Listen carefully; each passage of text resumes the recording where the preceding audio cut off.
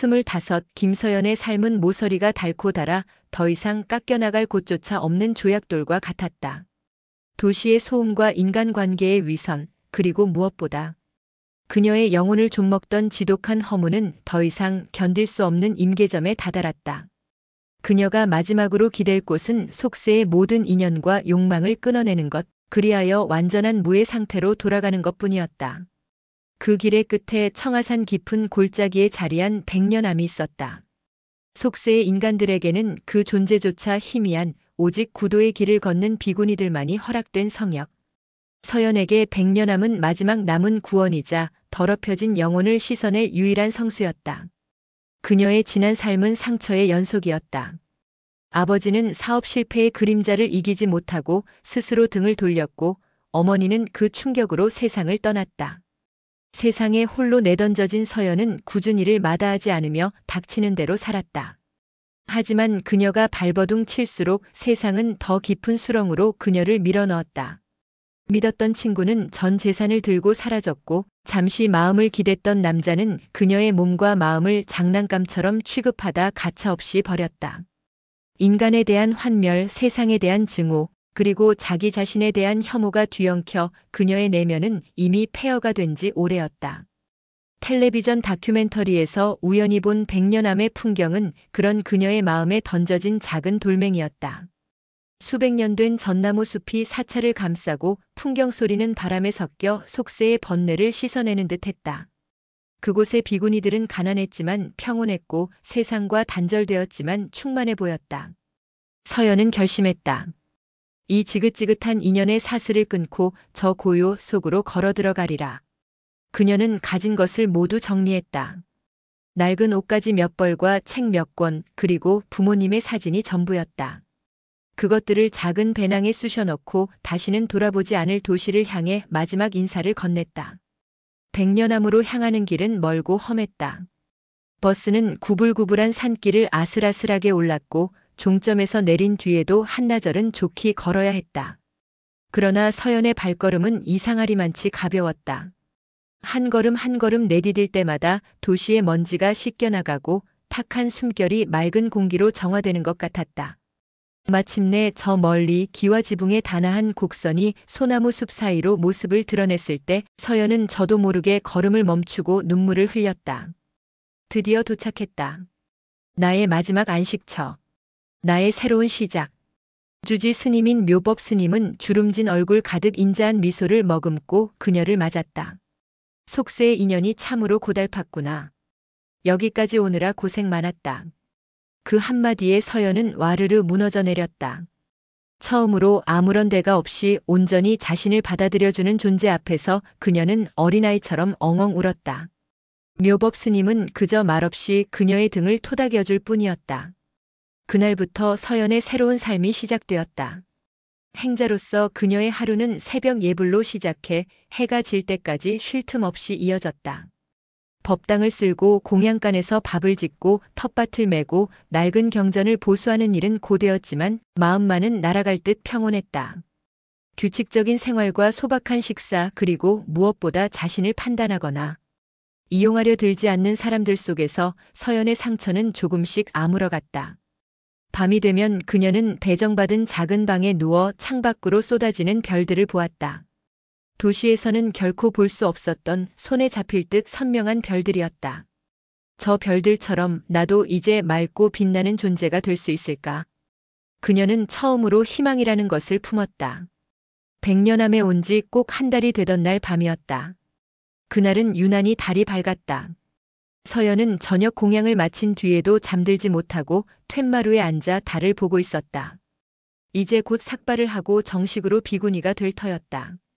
김서연이라는 이름과 과거의 모든 것을 지우고 진여라는 법명으로 다시 태어날 것이다. 그녀는 가슴 벅찬 설렘과 경건함에 휩싸였다. 지난 25해의 삶이 이 순간을 위한 기나긴 예행 연습처럼 느껴졌다. 이제 모든 고통은 끝났다. 오직 평화와 구원만이 남았을 뿐이다. 그녀는 고요히 일어나 방으로 돌아가 잠자리에 누웠다. 귓가에는 귀뚜라미 소리와 멀리서 들려오는 부엉이 소리만이 자장가처럼 울려 퍼졌다. 그녀의 입가에 엷은 미소가 걸렸다. 그녀의 인생에서 가장 평화로운 밤이었다. 하지만 그녀는 알지 못했다. 그 완벽한 정적과 평화의 막 뒤편에서 상상조차 할 수 없는 추악하고 잔혹한 운명이 검은 아가리를 벌리고 있다는 사실을. 그녀가 찾은 구원의 성역은 사실 지옥의 입구였으며 그녀가 맞이한 평화의 첫날 밤은 영원히 끝나지 않을 악몽의 시작이었음을. 산짐승의 울음소리인 줄 알았던 그 소리는 실은 인간의 형상을 한 악마들이 성역의 문을 부수고 들어오는 파열음이었다. 칠흑 같은 어둠 속에서 속세의 그 어떤 지옥보다도 더 끔찍한 운명이 그녀의 숨통을 조이기 위해 다가오고 있었다. 고요를 찢는 것은 날카로운 비명이었다. 자장가 같던 귀뚜라미 소리는 순식간에 멎었고 평화롭던 백년암의 공기는 순식간에 피와 공포의 냄새로 가득 찼다. 잠결에 뒤척이던 서연은 본능적인 위협을 감지하고 벌떡 몸을 일으켰다. 방문 밖이 소란스러웠다. 평소의 백년암에서는 상상도 할 수 없는 거칠고 위협적인 남자들의 목소리가 들려왔다. 쿵, 쿵, 쿵. 심장이 발소리에 맞춰 미친 듯이 울렸다. 문 열어. 인연들아. 욕설과 함께 방문이 거칠게 열어젖혀졌다. 달빛을 등지고 서 있는 사내들의 모습은 인간이 아니었다. 덥수룩한 머리카락과 짐승처럼 번뜩이는 눈, 그리고 손에 들린 조잡하지만 위협적인 무기들은 그들이 이 세상의 법도를 따르지 않는 존재들임을 증명하고 있었다. 그들은 산의 어둠을 그대로 집어삼킨 듯한 괴물, 산귀라 불리는 자들이었다. 대대로 청하산 깊은 곳에 숨어 살며 약탈과 폭력으로 연명하는 문명사회로부터 완전히 격리된 야만인 집단이었다. 오호, 이번엔 새파랗게 어린 년이 하나 들어왔군. 가장 앞서 있던 덩치가 산만한 사내가 음흉한 미소를 지으며 서연에게 다가왔다. 공포에 질린 서연은 뒷걸음질 치다 벽에 부딪혔다. 비명조차 나오지 않았다. 온몸의 피가 차갑게 식어버리는 듯 했다. 이 무슨 무도한 짓입니까? 당장 이곳에서 나가시오. 그때 묘법 스님이 앞을 가로막고 사내를 향해 소리쳤다. 노쇠한 비군이었지만 그 눈빛만은 형형하게 살아 분노로 타오르고 있었다. 하지만 사내는 코웃음만 쳤다. 늙은 비군이는 빠져. 오늘 밤 재물은 전연이다. 산의 산귀들의 우두머리인 흑사는 거추장스럽다는 듯이 묘법 스님을 옆으로 거칠게 밀쳤다. 악! 비명과 함께 묘법 스님은 바닥에 나동그라졌다. 다른 스님들이 비명을 지르며 달려들었지만 산귀들은 기다렸다는 듯이 그들을 짓밟고 폭행하기 시작했다. 법당은 순식간에 아수라장으로 변했다. 신성한 불상이 나뒹굴고 경전이 찢겨나갔다. 스님들의 고통스러운 신음과 산귀들의 광기 어린 웃음소리가 뒤섞여 지옥도를 연출했다. 서연은 그 끔찍한 광경 앞에서 완전히 얼어붙었다. 자신이 꿈꿔왔던 모든 것, 평화, 구원, 성스러움이 눈앞에서 산산조각 나고 있었다. 흑산이 그녀의 머리채를 거머쥐었다. 머리 가죽이 벗겨지는 듯한 고통에 서연은 그제야 정신을 차리고 발버둥 쳤다. 이거 나. 하지만 그녀의 저항은 거대한 곰 앞의 토끼처럼 무력했다. 흑사는 그녀를 짐짝처럼 끌고 법당 밖으로 나갔다. 질질 끌려나가면서 서연은 보았다. 피를 흘리며 쓰러져 있는 묘법 스님을, 겁에 질려 울부짖는 다른 스님들을, 그리고 불길에 휩싸이기 시작한 백년암의 전각을. 그녀가 그토록 갈망했던 안식처가 붉은 화염에 삼켜지고 있었다. 그것이 그녀가 본 백년암의 마지막 모습이었다. 흑사는 서연을 마당 한가운데에 내동댕이 쳤다. 그리고는 다른 산귀들을 향해 외쳤다. 오늘 밤은 축제다. 산신령님께서 새로운 재물을 내려주셨다. 산귀들이 환호성을 질렀다. 그들의 눈은 욕망과 광기로 이글거렸다. 서연은 공포에 질려 그들을 올려다보았다. 이것은 현실이 아니어야 했다. 악몽일 뿐이라고 제발 누가 이 꿈에서 깨워달라고 속으로 외쳤다. 하지만 그녀의 뺨을 때리는 차가운 밤 공기와 온몸을 옥죄는 공포는 이것이 끔찍한 현실임을 증명하고 있었다. 흑산이 그녀의 옷을 찢기 시작했다. 속세의 더러움을 벗고 깨끗한 수행복으로 갈아입었던 바로 그 옷이 이제는 짐승의 발톱에 의해 갈갈이 찢겨나가고 있었다. 서연은 필사적으로 저항했지만 수많은 손들이 그녀의 팔과 다리를 붙잡았다. 그녀의 비명은 산귀들의 웃음소리에 묻혀 허공으로 흩어졌다. 그날 밤 백년암 마당에서 벌어진 일은 인간의 언어로 차마 형용할 수 없는 것이었다. 서연에게는 시간이 영겁처럼 느껴졌다. 육체적 고통보다 더 끔찍한 것은 영혼이 살해당하는 감각이었다. 그녀가 애써 쌓아 올린 인간으로서의 존엄성, 정화되고자 했던 순결한 영혼, 그리고 미래에 대한 모든 희망이 그 밤 짐승들의 욕망 아래 철저히 짓밟혔다. 의식이 희미해져갈 무렵 서연은 자신을 내려다보는 흑산의 잔인한 미소를 보았다. 그리고 생각했다. 아, 신은 없구나. 부처도 없구나. 내가 도망쳐온 속세보다 더 지독한 지옥이 바로 여기에 있었구나. 정신을 잃고 깨어나기를 반복하는 동안 밤은 서서히 깊어갔다. 그녀의 첫날 밤 비구니로서의 삶이 시작될 예정이었던 그 성스러운 밤은 그렇게 끝나지 않는 겁탈과 폭력으로 얼룩진 지옥이 되었다. 동이틀 무렵 산귀들은 만신창이가 된 서연을 들쳐 메고 그들의 소굴로 향했다. 불타버린 백년암을 뒤로한 채 그녀의 삶은 이제 성노예라는 끔찍한 이름으로 다시 시작되고 있었다. 서연에게 여정이라는 단어는 어울리지 않았다. 그것은 차라리 끌려감에 가까웠다. 의식이 거의 없는 그녀를 짐승 가죽으로 만든 조잡한 들것에 실은 산귀들은 마치 사냥에 성공한 맹수들처럼 의기양양하게 산을 올랐다. 그녀의 몸은 축 늘어져 들것의 움직임에 따라 속절없이 흔들렸다. 간신히 눈을 뜨면 빠르게 스쳐 지나가는 시커먼 나무들의 잔상과 산귀들의 거친 숨소리, 그리고 그들의 입에서 나오는 역겨운 농담만이 그녀의 흐릿한 의식을 파고들었다. 그들이 가는 길은 사람이 다니는 길이 아니었다. 깎아지른 듯한 절벽과 가시덤불이 우거진 숲, 그리고 금방이라도 발을 헛디딜 듯한 좁은 낭떠러지 길의 연속이었다. 문명 세계로부터 스스로를 완벽하게 고립시키기 위한 그들의 생존 방식이었다. 며칠이 걸렸는지 몇 밤을 지샜는지 서연은 알 수 없었다. 시간 감각은 이미 오래전에 마비되었다. 그저 끔찍한 고통과 수치심 그리고 죽음보다 더한 절망만이 그녀의 온몸을 지배할 뿐이었다. 마침내 그들이 도착한 곳은 야수골이라 불리는 깊은 분지였다. 사방이 험준한 산으로 둘러싸여 하늘조차 좁게 보이는 그야말로 고립된 왕국이었다. 그곳에는 조잡하게 지어진 움막 수십 채가 흩어져 있었고 마치 원시 부족처럼 보이는 남자들과 여자 그리고 아이들이 살고 있었다. 하지만 그곳의 분위기는 평화로운 원시 부족과는 거리가 멀었다. 양육강식의 법칙만이 유일한 법도인 듯 강한 자의 폭력과 약한 자의 공포가 공기 중에 가득했다. 서연은 흑산의 움막으로 던져졌다. 그곳은 그녀의 새로운 감옥이었다. 흑산은 그녀를 자신의 것으로 선포했고 그날부터 서연의 성노예 생활이 시작되었다. 낮에는 야수골의 다른 여자들과 함께 고된 노동에 시달려야 했다. 물을 깃고 사냥해온 짐승의 가죽을 벗기고 나무 열매를 따고 조악한 음식을 만들었다. 모든 것은 생존을 위한 최소한의 활동이었고 그 과정에서 인간적인 교감이나 배려는 존재하지 않았다. 오직 서열과 힘에 의한 지배만이 있을 뿐이었다. 밤이 되면 지옥은 더욱 깊어졌다. 흑산은 매일 밤 그녀를 탐했다. 그것은 사랑이나 욕망의 행위가 아니었다. 오직 정복과 소유, 지배를 확인하는 의식이었다. 서연은 저항을 포기했다. 아니, 저항할 힘조차 남아있지 않았다. 그녀의 몸과 마음은 이미 굳어버린 돌처럼 감각을 잃어가고 있었다. 때로는 흑산이 다른 산귀들에게 그녀를 하사하기도 했다. 그럴 때면 그녀는 마치 물건처럼 이리저리 던져지며 밤새도록 유린당했다. 그녀는 더 이상 김서연이 아니었다. 이름도 과거도 영혼도 없는 그저 야수골의 놀이개일 뿐이었다.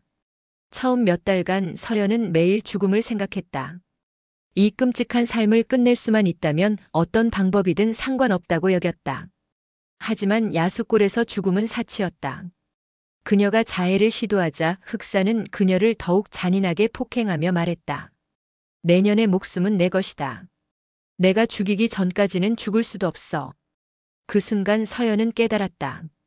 이곳에서 죽음조차 자신의 의지로 선택할 수 없다는 것을. 그 끔찍한 깨달음은 역설적으로 그녀의 내면에 작은 불씨 하나를 지폈다. 죽을 수 없다면 살아남아야 한다. 살아남아서 이 지옥을 벗어나야 한다. 복수 같은 거창한 목표는 아니었다. 그저 다시 인간으로 돌아가고 싶다는 가장 원초적인 생존 본능이었다. 그날 이후 서연은 달라졌다. 그녀는 더 이상 넉나간 인형처럼 행동하지 않았다. 고된 노동을 묵묵히 견뎌냈고 흑산의 폭력 앞에서는 죽은 듯이 몸을 웅크렸다. 그녀는 관찰하기 시작했다. 야수골의 지형, 산기들의 습성, 경비가 허술해지는 시간, 그들의 세력 다툼, 그리고 탈출에 이용할 수 있는 모든 것들을 눈과 귀에 담았다. 그녀의 눈동자에서 공포와 절망의 빛이 서서히 옅어지고 그 자리에 차갑고 날카로운 생존의 의지가 자리 잡기 시작했다. 그녀는 야수골에 끌려온 다른 여자들을 유심히 살폈다. 대부분은 그녀처럼 외부에서 납치되어 온 이들이었지만 오랜 노예 생활에 길들여져 모든 것을 체념한 상태였다. 하지만 그중 미희라는 여자는 조금 달랐다. 그녀는 서연보다 몇 년 먼저 끌려왔지만 그 눈빛에는 아직 꺼지지 않은 분노의 불씨가 남아있었다. 서연은 조심스럽게 미희에게 접근했다. 처음에는 경계하던 미희도 서연의 눈빛에서 자신과 같은 종류의 의지를 발견하고 조금씩 마음을 열었다. 두 사람은 누구의 눈에도 띄지 않게 오직 눈빛과 짧은 손짓으로 소통하며 탈출 계획을 세우기 시작했다. 그것은 몇 달에 걸친 치밀하고도 위험한 준비 과정이었다. 그들은 몰래 음식을 훔쳐 말리고 날카로운 돌조각을 숨겨두었으며 야수골을 둘러싼 절벽 중 가장 오르기 수월한 경로를 파악해두었다. 계절이 2번 바뀌고 혹독한 겨울이 지나 만물이 소생하는 봄이 왔다. 야수골에서는 봄이 오면 산신제라는 가장 큰 축제를 벌였다. 밤새도록 술을 마시고 춤을 추며 광란의 밤을 보내는 날이었다. 그날은 모두의 경계가 가장 풀어지는 날이자 서연과 미희가 기다려온 단 하루의 기회였다.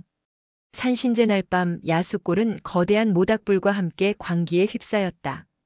흑산을 비롯한 모든 산귀들이 술에 취해 짐승처럼 울부짖었다. 서연과 미희는 여자들에게 주어진 허드렛 일을 하는 척하며 조용히 어둠 속으로 스며들었다. 심장이 터질 듯이 뛰었지만 두 사람의 눈빛은 그 어느 때보다 차갑고 단호했다. 그들은 숨겨두었던 식량과 돌조각을 챙겨 미리 파악해둔 절벽으로 향했다. 하지만 탈출은 생각처럼 쉽지 않았다. 얼마 가지 않아 그들이 사라진 것을 눈치챈 산귀 하나가 고함을 질렀고 야수골 전체가 발칵 뒤집혔다. 전현들을 잡아라. 횃불을 든 산귀들이 사방에서 그들을 쫓아오기 시작했다. 서연과 미희는 필사적으로 달렸다. 뒤에서는 짐승들의 포효 같은 고함 소리가 들려왔고 뾰족한 나뭇가지가 옷을 찢고 살을 파고들었다. 마침내 그들은 계획했던 절벽 아래에 도착했다. 하지만 절벽은 생각보다 훨씬 더 가파르고 위험했다. 망설일 시간은 없었다. 두 사람은 서로의 눈을 바라보며 결의를 다지고 짐승처럼 절벽을 기어오르기 시작했다. 손톱이 부러지고 손바닥이 찢겨 피가 흘렀지만 고통을 느낄 겨를도 없었다. 오직 살아야 한다는 일념뿐이었다. 얼마나 올랐을까. 아래에서 그들을 발견한 산귀들이 돌을 던지기 시작했다. 미희 언니 조심해. 서연이 소리치는 순간 날아온 돌멩이 하나가 미희의 머리를 강타했다. 악! 짧은 비명과 함께 미희의 손이 허공을 휘저었다. 서연이 필사적으로 그녀의 손을 잡았지만 미희는 힘없이 고개를 저었다. 서연아 너라도 꼭 살아. 그것이 그녀의 마지막 말이었다. 미희는 스스로 서연의 손을 놓고 칠흑 같은 어둠 속으로 떨어져 내렸다. 언니. 서연의 절규가 산골짜기에 메아리 쳤다.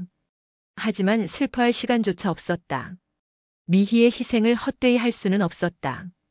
서연은 눈물을 삼키고 다시 이를 악물고 절벽을 올랐다. 마침내 절벽 꼭대기에 다다랐을 때 그녀의 온몸은 상처투성이었고 숨은 턱 끝까지 차올랐다. 뒤도 돌아보지 않고 그녀는 어둠 속으로 미지의 숲속으로 몸을 던져 달리기 시작했다. 얼마나 달렸을까? 며칠을 굶고 달렸는지 알 수 없었다. 추격자들의 소리는 더 이상 들리지 않았지만 이제는 굶주림과 탈진이 그녀의 목숨을 위협했다.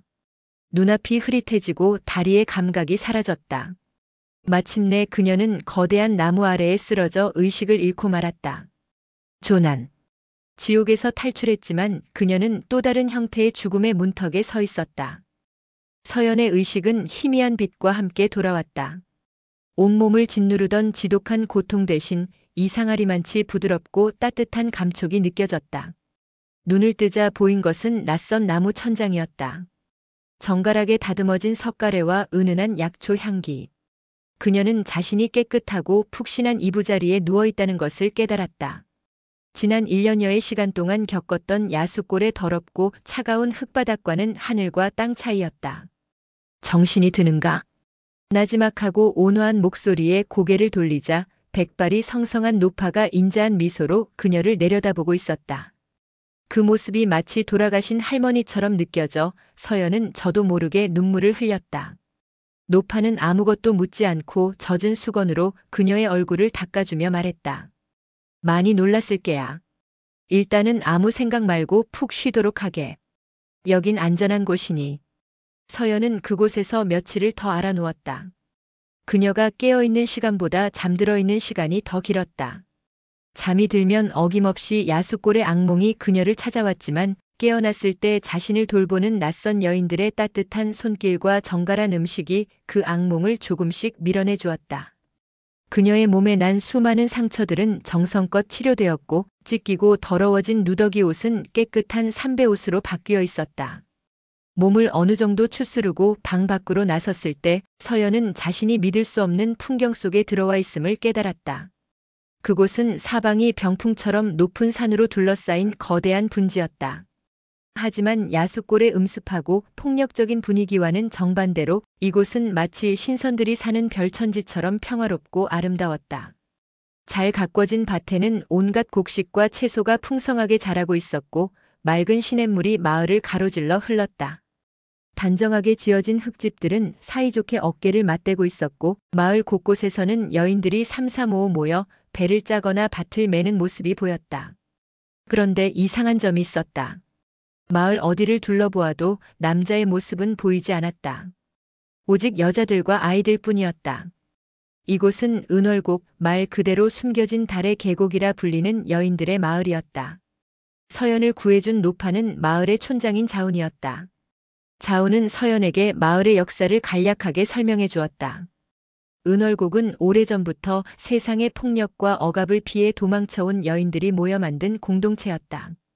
전쟁과 가부장적 횡포, 온갖 착취로부터 자신과 아이들을 지키기 위해 세상과 등을 지고 이곳에 뿌리를 내린 것이었다.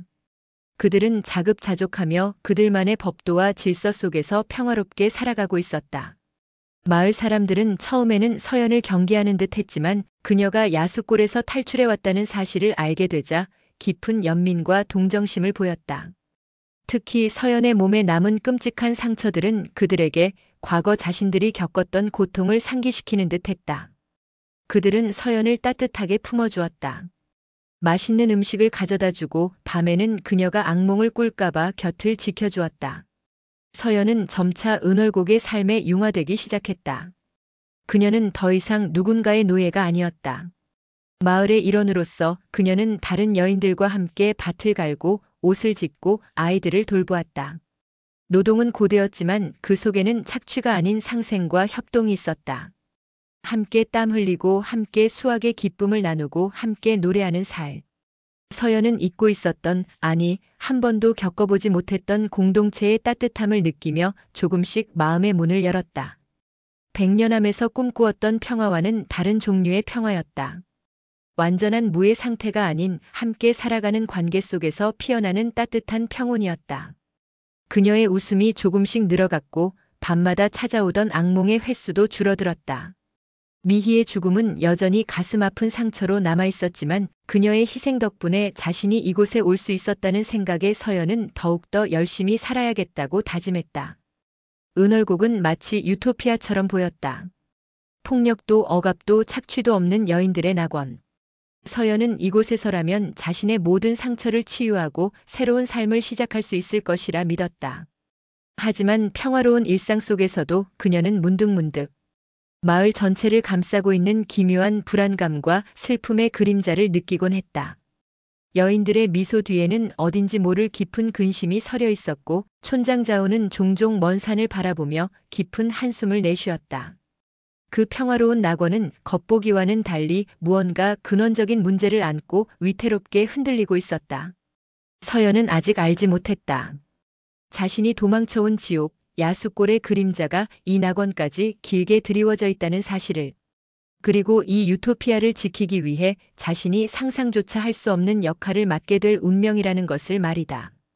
평화로운 은월곡의 진짜 위기는 이제 막 시작되려 하고 있었다. 은월곡에서의 시간은 강물처럼 평화롭게 흘러갔다. 서연의 몸과 마음에 새겨졌던 야수골의 상처는 공동체의 따뜻한 보살핌 속에서 서서히, 그러나 분명히 아물어갔다. 그녀는 웃음을 되찾았고 밤의 악몽 대신 다가올 아침의 소박한 노동과 저녁의 정다운 담소를 기대하며 잠이 들 수 있게 되었다. 그녀는 진심으로 이곳이 세상의 마지막 낙원이라 믿었다. 하지만 계절이 두어 번 바뀌고 낙원의 풍경에 익숙해질 무렵 서연은 그 완벽한 평화의 이면에 드리워진 깊고 서늘한 그늘을 감지하기 시작했다. 그것은 아주 사소한 것들에서부터 시작되었다. 마을의 아이들은 모두 10살 남짓의 비슷한 나이대였고 그보다 어린 아이나 갓난아기는 단 한 명도 보이지 않았다. 함께 밭을 멜 때 여인들은 다가올 풍년에 대해 이야기했지만 그 누구도 자식의 미래나 혼례에 대해 이야기하지 않았다. 그들의 웃음소리는 맑았지만 그 웃음이 그친 뒤의 침묵은 어딘지 모르게 공허했다. 마치 아름답게 피어났지만 더 이상 열매를 맺지 못하는 꽃나무들처럼 은월곡 전체에는 생명의 순환이 멈춰버린 듯한 정체된 슬픔이 흐르고 있었다. 가장 이상한 것은 마을의 기도였다. 은월곡의 여인들은 매달 보름달이 뜨는 밤이면 마을 중앙의 가장 큰 고목나무 아래에 모여 간절한 의식을 치렀다. 서연은 처음에는 그저 풍요와 안녕을 비는 제사련이 생각했다. 하지만 그들의 기도 내용은 기이했다. 그들은 풍요나 건강이 아닌 새로운 생명과 끊어지지 않을 때를 갈망하고 있었다. 그들의 얼굴에는 희망보다는 체념에 가까운 절박함이 서려 있었다. 기도가 끝나고 흩어질 때면 몇몇 늙은 여인들은 소리 없이 눈물을 훔치기도 했다. 의문이 쌓여가던 어느 날 밤 서연은 촌장 자운의 방으로 불려갔다. 촛불 하나만이 조용히 타오르는 방 안에서 자운은 평소의 인자한 미소 대신 무겁게 가라앉은 얼굴로 서연을 맞았다. 서연아, 내가 우리 은월곡에 온 지도 벌써 꽤 되었구나. 이제 너는 우리에게 손님이 아니라 가족이다. 그래서 더는 숨길 수가 없구나. 이 아름다운 낙원이 품고 있는 치명적인 병에 대해서 말이다. 자운은 마른 입술을 축이며 이야기를 시작했다. 그녀의 목소리는 BAIXINHO, 마치 오래된 역사의 책장을 한 장 한 장 넘기는 듯 했다. 은월곡은 세상의 폭력을 피해온 여인들이 세운 피난처였다. 처음에는 몇몇 가구에 불과했지만 소문을 듣고 찾아온 여인들이 늘어나면서 지금의 마을을 이루었다. 그들은 남성들의 폭력과 지배가 없는 세상을 꿈꿨고 실제로 그런 세상을 만들어냈다.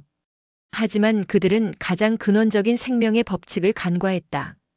바로 새로운 생명은 남자와 여자가 함께해야만 탄생한다는 사실이었다. 마을을 처음 세웠을 때 우리에겐 남편과 아들들이 함께 있었단다. 하지만 그들은 우리를 지키기 위해 마을 밖의 세상과 싸우다 하나둘씩 목숨을 잃었지. 마지막 남자가 죽은 지 벌써 10수년이 흘렀다. 지금 마을에 있는 아이들은 그때 마지막으로 태어난 우리의 마지막 희망이자 마지막 세대란다. 자운의 말은 서연의 심장을 차갑게 얼어붙게 했다. 그제야 모든 것이 이해가 되었다. 아이들이 없는 마을, 미래를 이야기하지 않는 여인들, 생명을 갈구하는 절박한 기도.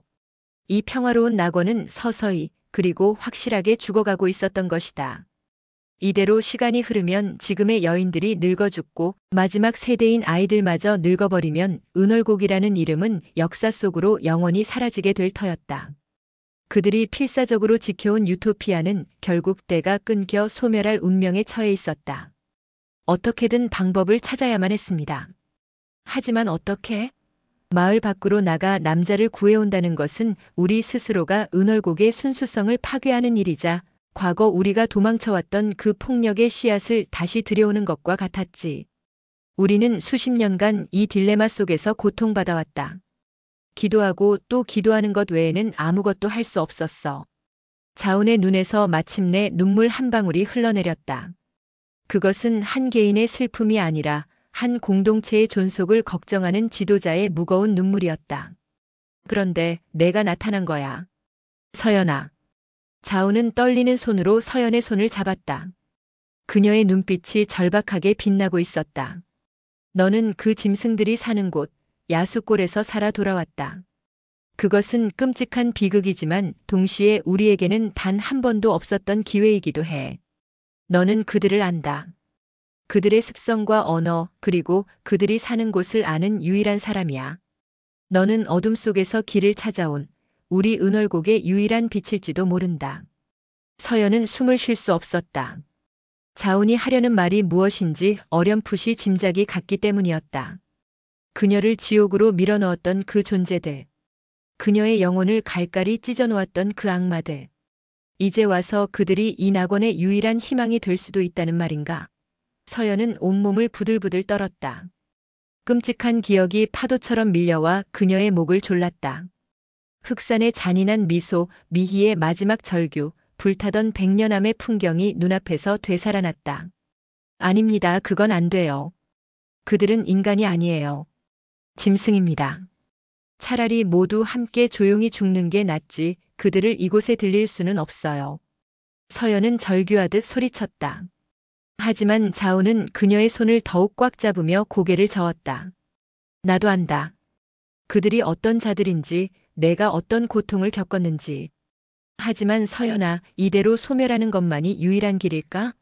우리가 수십 년간 피와 눈물로 지켜온 이 터전이, 이 아이들의 웃음소리가 이렇게 허무하게 사라지도록 내버려두는 것이 과연 옳은 일일까? 자운의 질문은 서연의 가슴에 비수처럼 꽂혔다. 그녀는 지난 시간 동안 은월곡에서 받았던 따뜻함과 사랑을 떠올렸다. 자신을 가족처럼 품어주고 상처를 보듬어 주었던 여인들의 얼굴, 아무것도 모른 채 해맑게 뛰어노는 아이들의 모습이 스쳐 지나갔다. 이 모든 것을 지켜야 한다는 책임감과 결코 다시 마주하고 싶지 않은 끔찍한 과거의 트라우마가 그녀의 내면에서 격렬하게 충돌했다.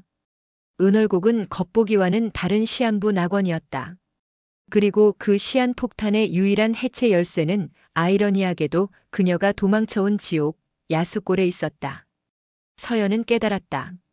자신이 이곳에 구조된 것은 우연이 아니었을지도 모른다. 그것은 잔인한 운명의 또 다른 시험이었다. 그녀는 이제 선택해야만 했다. 과거의 트라우마에 갇혀 모두와 함께 소멸의 길을 걸을 것인가, 아니면 지옥의 문을 다시 열어 모두를 구할 것인가. 그날 밤 서연은 한숨도 잠들지 못했다. 그녀의 어깨 위로 한 공동체의 존망이라는 너무나도 무거운 운명이 올려져 있었다. 며칠 밤낮으로 서연은 고뇌에 휩싸였다. 낮에는 기계적으로 몸을 움직여 밭을 갈고 빨래를 했지만 그녀의 영혼은 깊은 동굴 속에 갇힌 듯 어둡고 축축했다. 밤이 되면 야수골의 기억이 더욱 생생하게 그녀를 덮쳤다. 흑산을 비롯한 산귀들의 짐승 같은 눈빛과 거친 숨소리가 귓가에 맴돌았다. 그들을 다시 마주하는 것은 죽음보다 더 끔찍한 일이었다. 차라리 모든 것을 잊고 이 평화 속에서 조용히 쓰러져가는 것이 낫다고 그녀는 몇 번이고 되뇌었다. 하지만 그럴 때마다 은월곡의 풍경이 눈앞에 어른거렸다. 자신에게 처음으로 따뜻한 죽 한 그릇을 건네주었던 여인의 주름진 손, 넘어진 자신을 일으켜주며 환하게 웃던 아이의 해맑은 얼굴, 그리고 이 모든 것을 지키기 위해 평생을 바쳐온 촌장 자운의 눈물. 그들은 서연에게 살아있음의 의미를 다시 가르쳐준 존재들이었다. 그들의 얼굴을 떠올릴 때마다 이대로 끝낼 수는 없다는 또 다른 목소리가 마음속에서 울려 퍼졌다. 고민이 극에 달했던 어느 날 새벽, 서연은 자신도 모르게 발걸음을 옮겨 마을 외곽의 작은 언덕에 올랐다. 동쪽 하늘이 서서히 붉게 물들기 시작하는 세상의 모든 것이 깨어나는 시간이었다. 그 장엄한 일출을 바라보던 순간 문득 그녀의 머릿속을 스치는 생각이 있었다. 짐승을 길들일 수는 없을까? 그것은 실로 파격적이고 어찌 보면 미친 생각이었다. 산귀들은 길들일 수 있는 존재가 아니었다. 그들은 태초부터 약탈과 폭력으로 살아온 인간의 형상을 한 야수들이었다. 하지만 서연은 그들과 함께 생활하며 보았던 것을 떠올렸다. 그들은 무자비한 약탈자였지만 동시에 그들 나름의 규칙과 서열이 있었다. 우두머리인 흑산의 명령에는 절대적으로 복종했다. 그리고 그들은 강한 힘 앞에서는 무릎을 꿇었다. 폭력이라는 힘이 아니라 그들의 허를 찌르는 지혜와 전략이라는 더 큰 힘 앞에서라면 무엇보다 서연은 그들의 가장 큰 약점을 알고 있었다. 그들은 결핍된 존재라는 것이었다. 그들의 폭력성은 사실 지독한 무지와 결핍에서 비롯된 것이었다. 그들은 사랑을 받아본 적도 따뜻한 밥을 함께 나눈 적도 인간적인 교감을 해본 적도 없는 그저 생존 본능만 남은 가엾은 존재들이기도 했다. 만약 그들에게 빼앗는 것이 아닌 함께 나누는 기쁨을, 지배하는 것이 아닌 함께 살아가는 법을 가르칠 수만 있다면, 만약 그들의 야수성을 억누르는 것이 아니라 그 안에 아주 희미하게 남아있을지도 모를 인간성을 끄집어낼 수만 있다면, 죽이는 것이 아니다. 빼앗는 것도 아니다. 우리가 그들을 구원하는 것이다. 그 생각이 들자 서연의 눈빛이 달라졌다. 두려움과 공포로 가득했던 눈동자의 차갑고 단단한 결의가 서리기 시작했다. 이것은 복수가 아니었다.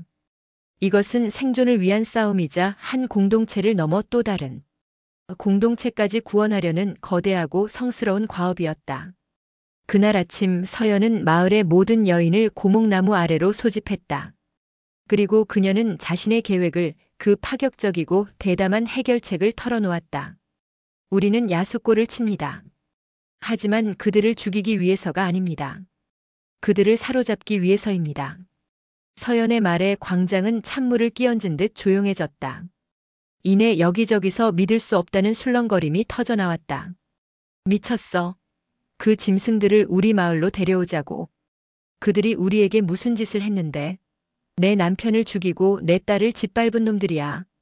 그건 자살행위야. 그들을 어떻게 감당하겠다는 거지.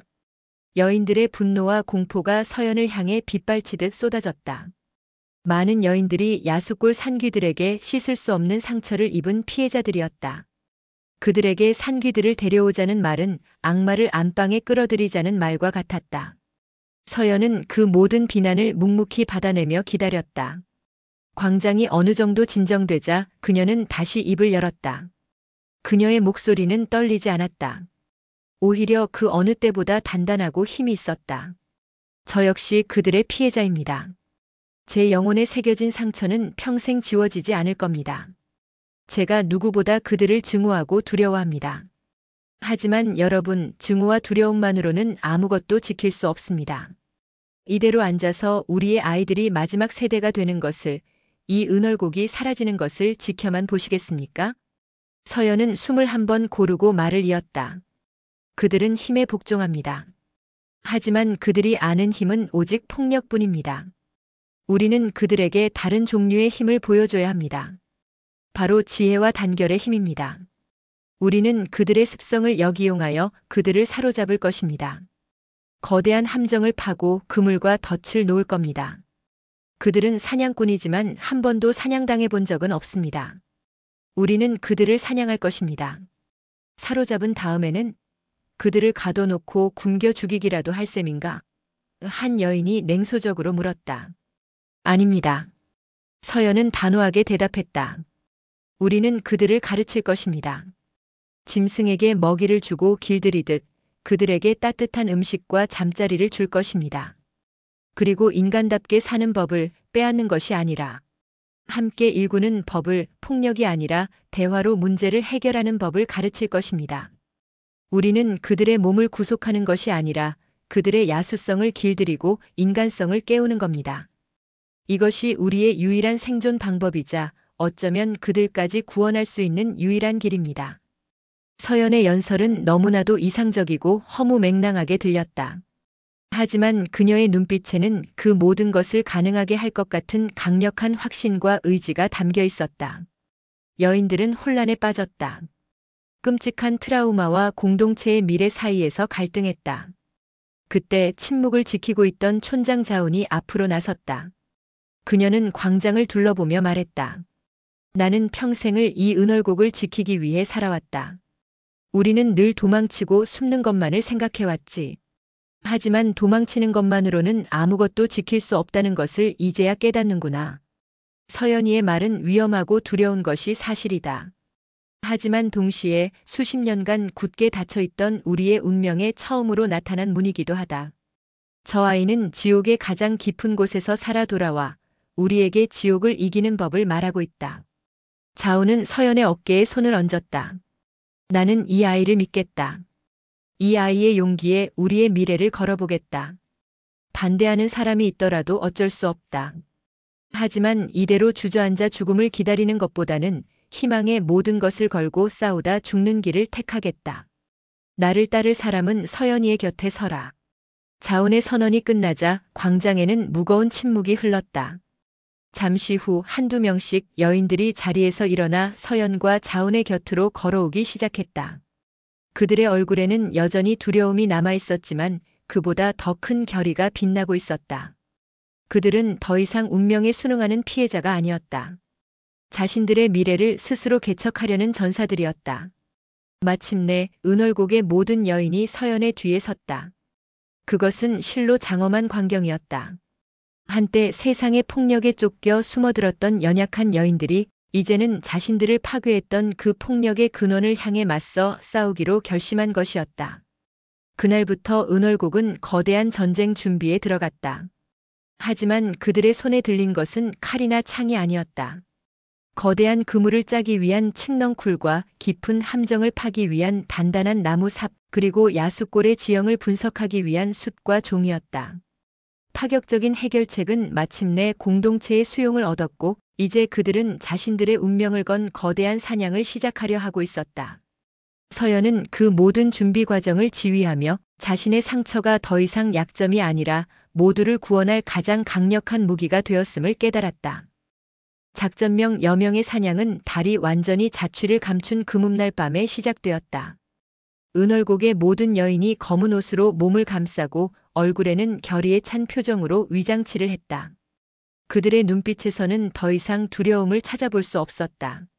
오직 자신들의 운명을 되찾겠다는 차갑고 뜨거운 의지만이 불타오르고 있었다. 지난 몇 달간 그들은 서연의 지휘 아래 일사불란하게 움직이며 야수골로 향하는 길목 곳곳에 거대한 죽음의 덫을 설치했다. 그것은 단순한 함정이 아니었다. 여인들의 지혜와 자연의 힘이 결합된 거대한 예술 작품에 가까웠다. 좁은 협곡의 양쪽 절벽에는 수백 개의 통나무와 거대한 바위들을 아슬아슬하게 고정해 두었고 그 아래에는 수십 겹으로 엮은 질긴 칡넝쿨 그물이 숨겨져 있었다. 산귀들이 반드시 지나갈 수밖에 없는 평지에는 위장된 거대한 구덩이들이 파헤쳐졌고 숲속에는 발목을 낚아채는 올가미들이 촘촘히 설치되었다. 이 모든 것은 야수골의 지형과 산귀들의 이동 경로, 그리고 그들의 단순하고 직선적인 사고방식을 꿰뚫고 있는 서연의 치밀한 계산 아래 이루어졌다. 작전의 시작은 미끼였다. 서연은 야수골에서 가장 용맹하지만 어리석은 산귀 몇 명의 이름을 기억하고 있었다. 은월곡의 여인들 중 가장 발 빠른 몇 명이 횃불을 들고 일부러 야수골 근처에서 소란을 피우며 그들의 이름을 외쳤다. 겁쟁이들아, 너희가 감히 우리를 넘볼 수 있을 것 같으냐? 도발은 즉각적인 효과를 보였다. 자신들의 영역을 침범당하고 모욕당했다고 생각한 산귀들은 이성을 잃고 튀어나왔다. 전현들을 잡아라. 한 년도 살려두지 마. 우두머리 흑산의 포효와 함께 수십 명의 산귀들이 횃불을 들고 함성을 지르며 여인들을 쫓기 시작했다. 미끼 역할을 맡은 여인들은 계획대로 함정이 설치된 좁은 협곡으로 그들을 유인했다. 어둠과 분노에 눈이 먼 산귀들은 아무런 의심 없이 그 뒤를 따랐다. 협곡의 한가운데에 이르렀을 때 약속된 봉화가 올랐다. 산꼭대기에 매복하고 있던 자운이 소리쳤다. 지금이다. 그녀의 외침과 함께 절벽을 지탱하고 있던 밧줄들이 일제히 끊어졌다. 다음 순간 하늘이 무너지는 듯한 굉음과 함께 수백 개의 통나무와 바위들이 산사태처럼 쏟아져 내렸다. 산귀들은 무슨 일이 일어났는지 파악할 새도 없이 아비규환에 빠졌다. 그들의 퇴로와 진입로가 순식간에 막혀버린 것이다. 고립된 산귀들이 혼란에 빠진 순간 협곡 위에서 기다리고 있던 거대한 칡넝쿨 그물이 비처럼 쏟아져 내렸다. 그물은 그들을 한꺼번에 덮쳐 옴짝달싹 못하게 만들었다. 으악! 이게 무슨 짓이야? 나라! 인연들아! 산귀들은 그물 안에서 발버둥 치며 울부짖었지만 칡넝쿨은 그들이 발버둥 칠수록 더욱 강하게 몸을 올가맬 뿐이었다. 그 순간 어둠 속에서 수십 명의 은월곡 여인들이 모습을 드러냈다. 그들의 손에는 칼 대신 강한 약초를 태워 만든 수면향이 담긴 향로가 들려 있었다. 짙은 연기가 협곡을 가득 메우자 흥분했던 산귀들은 하나둘씩 맥없이 쓰러지기 시작했다. 평생을 사냥꾼으로 살아왔던 그들은 자신들이 얼마나 허무하게 사냥당할 수 있는지 깨닫지도 못한 채 깊은 잠에 빠져들었다. 하지만 우두머리 흑사는 달랐다. 그는 짐승 같은 본능으로 위험을 감지하고 바위가 쏟아지기 직전 몸을 날려 간신히 화를 피했다. 그는 그물에 걸린 부하들을 보며 경악했고 이 모든 것을 계획한 존재가 있다는 것을 깨달았다. 그의 분노에 찬 시선은 언덕 위에서 이 모든 광경을 차갑게 내려다보고 있는 한 여인에게 멎었다. 김서연. 자신이 장난감처럼 유린하고 짓밟았던 죽은 줄로만 알았던 바로 그 계집이었다. 내년이었구나. 흑산의 눈이 광기로 번뜩였다. 그는 부하들을 버리고 오직 서연을 향해 미친 듯이 달려들었다. 서연은 도망치지 않았다. 그녀는 그 자리에 못 박힌 듯 서서 자신을 향해 돌진해오는 공포의 근원을 정면으로 마주했다. 심장이 미친 듯이 뛰었지만 그녀의 눈빛은 흔들리지 않았다. 이것은 그녀가 반드시 홀로 넘어야 할 마지막 관문이었다. 흑산이 서연의 멱살을 잡으려는 순간 서연은 몸을 낮추며 그의 다리를 걸었다. 예상치 못한 공격에 흑산은 육중한 몸을 가누지 못하고 그대로 넘어졌다. 그가 다시 일어나기도 전에 서연은 미리 준비해 두었던 올가미 밧줄을 그의 발목에 감아 힘껏 당겼다. 밧줄은 근처의 큰 나무에 연결되어 있었고 흑산은 거꾸로 허공에 매달리는 신세가 되었다. 크어! 피가 머리로 쏠리고 온 세상이 뒤집히자 흑산은 당황하여 발버둥 쳤다. 그 모습은 더 이상 공포의 대상이 아니었다. 그저 허공에 매달려 버둥거리는 한 마리 짐승에 불과했다. 서연은 천천히 그에게 다가갔다. 거꾸로 매달린 흑산의 눈에 차갑게 자신을 내려다보는 서연의 얼굴이 가득 찼다. 그 순간 흑산은 처음으로 두려움이라는 감정을 느꼈다. 자신보다 월등한 힘을 가진 존재 앞에서 느끼는 원초적인 공포였다. 내 놈이 아는 힘은 오직 빼앗고 부수는 힘뿐이겠지. 서연의 목소리는 얼음장처럼 차가웠다. 하지만 진짜 힘은 이런 것이다. 보고 생각하고 함께 움직이는 힘. 내 놈 같은 짐승은 평생 이해하지 못할 힘이지. 서연은 더 이상 아무 말도 하지 않았다. 그녀는 흑산을 그 상태로 내버려 둔 채 다른 여인들과 함께 잠든 산귀들을 옮기는 작업에 합류했다. 굴욕과 무력감 속에서 흑산은 자신을 거들떠보지도 않는 서연의 뒷모습과 일사불란하게 움직이며 자신들을 전리품처럼 옮기는 여인들의 모습을 멍하니 바라보았다. 그들의 왕국은 하룻밤 사이에 무너졌다. 그들이 평생 믿어왔던 힘의 법칙이 자신들이 벌레보다도 하찮게 여겼던 존재들에 의해 완전히 뒤집혀버린 것이다. 산귀들을 모두 은월곡으로 옮기고 난 뒤 여인들은 마지막으로 허공에 매달린 흑산을 끌어내렸다. 그의 몸과 마음은 이미 만신창이가 되어 있었다. 여인들은 그를 포박하여 마치 개선하는 장군처럼 은월곡으로 끌고 갔다. 은월곡에 도착했을 때 동이 트고 있었다. 여명의 빛이 계곡을 비추자 믿을 수 없는 광경이 펼쳐졌다. 마을 중앙 광장에는 수십 명의 산귀들이 포박된 채 무릎 꿇려 있었고 그들을 은월곡의 여인들이 빙 둘러싸고 있었다. 힘의 역전. 지배자와 피지배자의 위치가 하룻밤 사이에 완벽하게 뒤바뀐 것이다. 서연은 포로들의 가장 앞에 무릎 꿇려 있는 흑산 앞에 섰다. 그녀는 더 이상 공포에 떠는 피해자가 아니었다. 한 공동체의 운명을 바꾼 위대한 전략가이자 승리자였다. 그녀의 눈빛을 마주한 흑산은 고개를 떨구었다. 야수골의 왕 흑산의 시대는 그렇게 끝이 났다. 하지만 이것은 끝이 아니었다. 은월곡과 야숫골 두 공동체의 운명을 건 거대하고 기이한 실험, 즉 짐승을 인간으로 만드는 과정의 시작을 알리는 장엄한 서막이었다. 그날 이후 은월곡은 거대한 학교이자 교도소로 변모했다. 사로잡힌 산귀들은 마을 외곽에 지어진 견고한 목책 안에 수용되었다. 그곳은 감옥이었지만 동시에 새로운 삶이 시작되는 자궁이기도 했다. 여인들은 그들을 짐승처럼 대하지 않았다.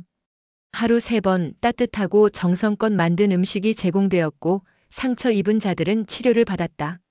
밤에는 차가운 흙바닥이 아닌 깨끗한 짚이 깔린 잠자리가 주어졌다. 처음 몇 달간 산귀들의 저항은 극심했다. 그들은 음식을 엎어버리고 고함을 지르며 목책을 부수려 했다. 특히 흑사는 굶주린 늑대처럼 끊임없이 여인들을 향해 저주를 퍼부으며 반항했다. 하지만 여인들은 동요하지 않았다. 그들은 서연의 지시에 따라 폭력에는 침묵으로, 저항에는 인내로 대응했다. 음식을 거부하면 그저 말없이 치울 뿐이었고 욕설을 퍼부어도 아무도 눈길을 주지 않았다. 그들이 유일하게 아는 소통 방식인 폭력이 아무런 효과가 없다는 것을 깨닫자 산귀들은 서서히 혼란에 빠지기 시작했다. 그리고 교육이 시작되었다. 여인들은 매일 목책 안으로 들어가 그들에게 말을 가르쳤다. 안녕하세요, 고맙습니다, 미안합니다와 같은 가장 기본적인 단어부터 시작했다. 처음에는 조롱하고 비웃던 산귀들도 매일같이 반복되는 끈질긴 가르침 앞에서 조금씩 변해갔다. 한 산귀가 자신에게 밥을 가져다 준 여인에게 무심코 고맙다라고 말했을 때 마을 전체에는 작은 축제가 열렸다. 그것은 야수성에 갇혀있던 인간성이 처음으로 세상 밖으로 나온 기적과도 같은 순간이었다. 그들은 함께 일하는 법도 배웠다. 여인들은 그들에게 밭을 갈고 집을 짓는 법을 가르쳤다. 처음에는 억지로 끌려나와 마지못해 일하던 그들이었지만 땀 흘려 일군 밭에서 첫 수확물이 나왔을 때 자신들이 지은 집이 비바람을 막아주는 안식처가 되는 것을 경험했을 때 그들의 눈빛은 미세하게 변하기 시작했다. 빼앗는 것보다 만들어내는 것이 더 큰 기쁨을 준다는 것을 어렴풋이 깨닫기 시작한 것이다. 가장 큰 변화는 흑산에게서 찾아왔다. 그는 가장 오랫동안 저항했지만 그 저항이 무의미하다는 것을 깨달은 뒤에는 깊은 침묵에 빠졌다. 그는 매일 말없이 서연을 지켜보았다. 자신을 파멸시킨 증오의 대상이었지만 동시에 자신에게 처음으로 인간적인 대우를 해주는 이해할 수 없는 존재. 어느 날 마을의 한 아이가 실수로 목책 안으로 공을 들여보냈다. 아이가 울면서 다가오자 다른 산귀들은 위협적으로 으르렁거렸다. 그때 흑산이 자리에서 일어나 아이에게 다가갔다. 모두가 숨을 죽이고 지켜보는 가운데 그는 흙 묻은 공을 주워 묵묵히 아이에게 건네주었다. 아이가 고맙습니다, 아저씨라고 말하며 웃었을 때 흑산의 거대한 몸이 처음으로 미세하게 떨렸다. 그는 그 자리에서 무릎을 꿇고 땅에 얼굴을 묻은 채 오랫동안 소리 없이 울었다. 수십 년간 그를 지배해온 야수성의 갑옷이 마침내 깨져나가는 순간이었다. 시간이 흘러 몇 년이 지났다. 은월곡의 풍경은 완전히 달라져 있었다. 더 이상 남자와 여자의 공간은 분리되어 있지 않았다. 목책은 사라졌고 옛 산귀들이었던 남자들은 이제 마을의 당당한 일원이 되어 여인들과 함께 밭을 갈고 집을 지었다. 그들은 더 이상 산귀가 아니었다. 은월곡의 남자들이었다. 그들의 얼굴에서는 과거의 야만성과 폭력성을 찾아볼 수 없었다. 대신 함께 살아가는 법을 배운 이들의 평온함과 건강함이 자리 잡고 있었다. 그리고 마침내 마을의 첫 아기 울음소리가 울려 퍼졌다. 대가 끊길 위기에 처했던 은월곡에 새로운 생명이 태어난 것이다. 온 마을 사람들이 아기의 탄생을 축복했다. 여인들은 감격의 눈물을 흘렸고 남자들은 어색하지만 기쁨에 찬 얼굴로 자신들의 아이를 바라보았다. 서연은 어느덧 마을의 가장 지혜로운 지도자가 되어 있었다. 그녀는 갓 태어난 아기를 품에 안고 마을이 내려다 보이는 언덕에 섰다. 그녀의 곁에는 이제 흑산이라는 이름 대신 강산이라는 새 이름을 얻은 남자가 조용히 서 있었다. 그는 서연에게 깊이 고개를 숙이며 말했다. 나의 죄는 평생 씻을 수 없을 것이오. 하지만 당신이 나에게, 우리에게 새로운 삶을 주었소. 이 목숨이 다하는 날까지 이 마을을 위해 살겠소. 고맙소. 서연은 희미하게 미소 지었다. 그녀의 마음속에서 지독했던 증오와 복수심은 이미 오래전에 눈 녹듯 사라져 있었다. 그 자리에는 모든 것을 품어 안는 크고 단단한 사랑과 연민이 자리 잡고 있었다.